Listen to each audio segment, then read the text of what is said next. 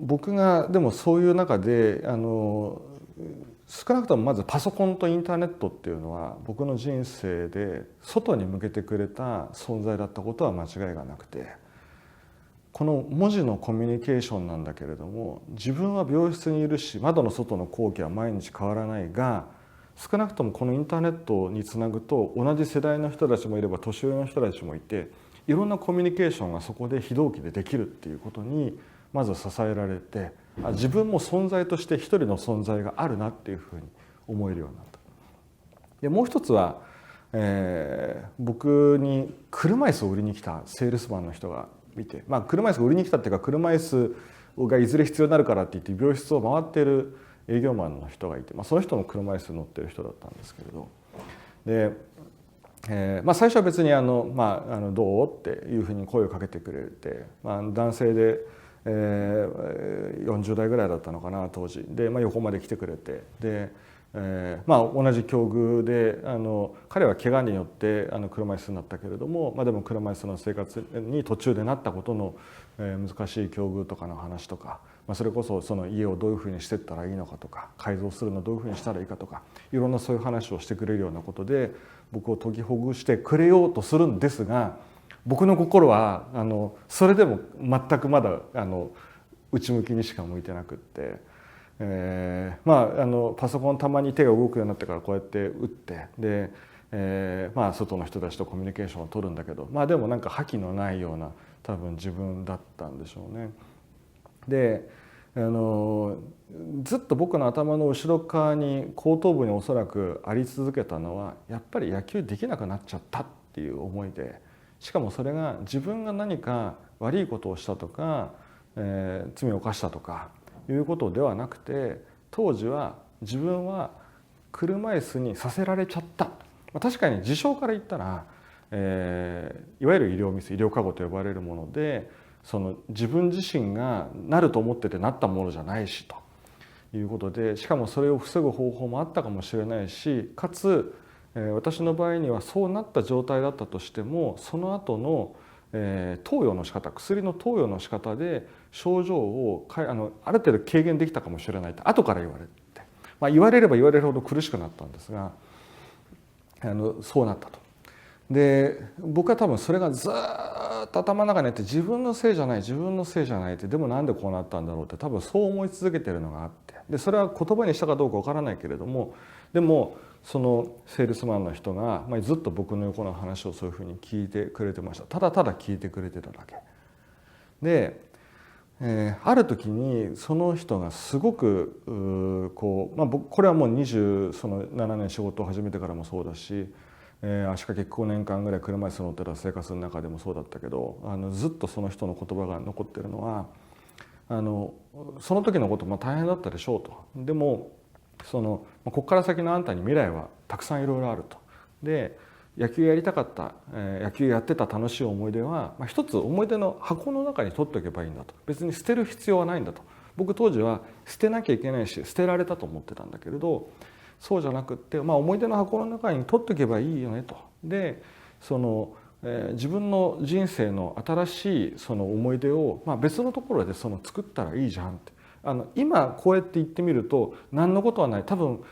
僕も同じように誰かに会ったらそういうことを同じように言うかもしれないんだけれど、文字で言えばそうかもしれないが、なんか僕にはですね、その時気持ちの整理が自分でついていなかったので、整理の仕方を教えてくれたように感じれて、結構それですっと僕もう一個新しい人生をもらったようなもんだと。で、歩けなくなることは歩けなくなるけれど、それが自分の中で違う新しい人生をもらえたんだとしたら、普通の人は人生1個かもしれないけど、僕は2つ目の人生をもらえたんだな、得してるんだなと。だから損か得かっていうのもまだちょっとそこには僕のまだ幼さがあった気がしますが、少なくとも2つ目の人生をもらって人より得してるんじゃんっていうふうに思えたことが僕の中の気持ちを変えれた転機だったんだと思います。で、そうするとちょっと気持ちが変わっていって、自分のやりたいことをしたいなと。で、パソコンとインターネットがとにかく面白かったし、でも周りはあんまりまだそのインターネットとかパソコンなんて話はなんかどっちかっていうと、趣味かオタクかでパソコンを触ってるかみたいな、そういうまだ社会のその雰囲気のところだったので、テレビゲームしてるのとあんまり変わらないような周りの見方もあったし、でもいやインターネットってすごくって世界中の人たちがいろんなコミュニケーションを取ってる、フラットに取ってる。ちなみに実はその当時僕が入院中にやり取りをしていた相手の中に僕の1個下の男の子がいたんですが、そいつとはですね、その後何年か経って僕が大学に入った時に入学式で横になりました。たまたま偶然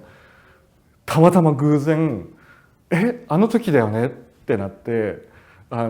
彼は、その後中学校から高専に行って、で大学に途中で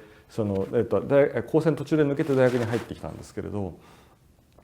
で僕はこういう経緯だったんだっていう話で、僕の名前はもちろんその何かで先に知っていたっていうこともあって声をかけてくれて、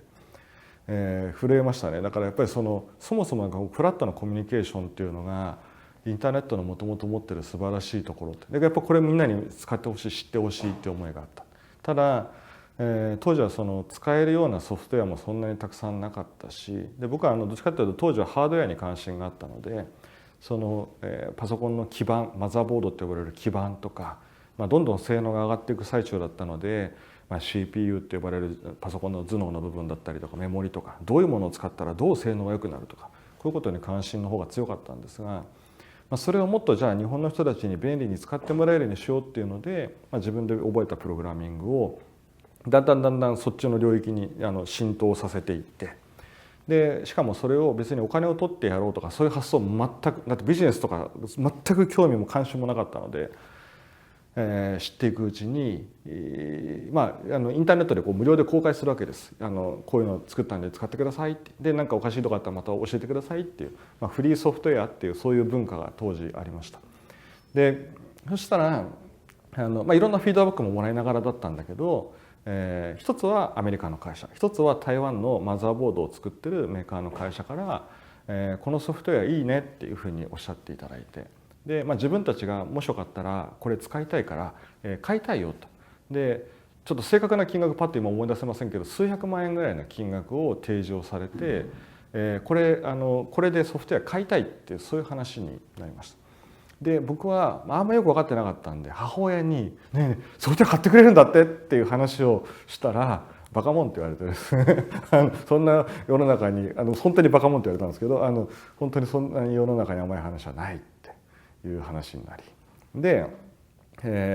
あそっかと、そういうもんだなと。でもそこで僕はですね初めてパソコンやインターネットで誰かが自分の作った成果でもって役に立ったと思ってくれるんだと。でしかもそもそもその仕事をするっていう選択肢がありそうかもしれないっていうふうにその辺で思い始めます。でもまだ会社を作るとかも考えてなかった。仕事をすることができるんじゃないかと思います。